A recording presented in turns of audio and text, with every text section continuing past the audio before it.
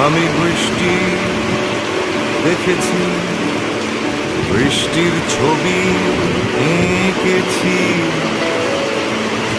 আমি রোদে পুড়ে ঘুরে ঘুরে অনেক কেঁদেছি।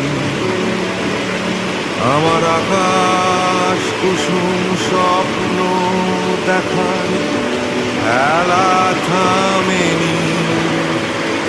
শুধু তুমি চলে যাবে। সজোরে বৃষ্টি পড়ছে, সজোর ধারায় বৃষ্টি পড়ছে। আমি বৃষ্টি দেখেছি। এখানে দেখলে বুঝতে পারবে যে কত জোরে বৃষ্টি পড়ছে। মানে নয় তো আই লাভ বৃষ্টি। কতদিন আমি বৃষ্টিতে ভিজি না।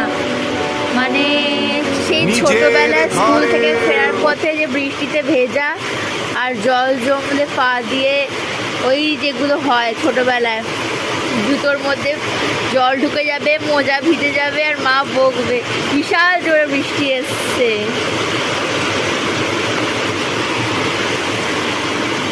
বিশাল জোরে বৃষ্টি এসছে।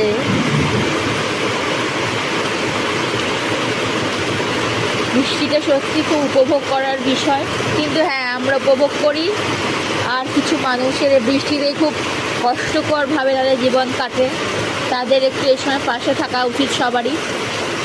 যাই হোক,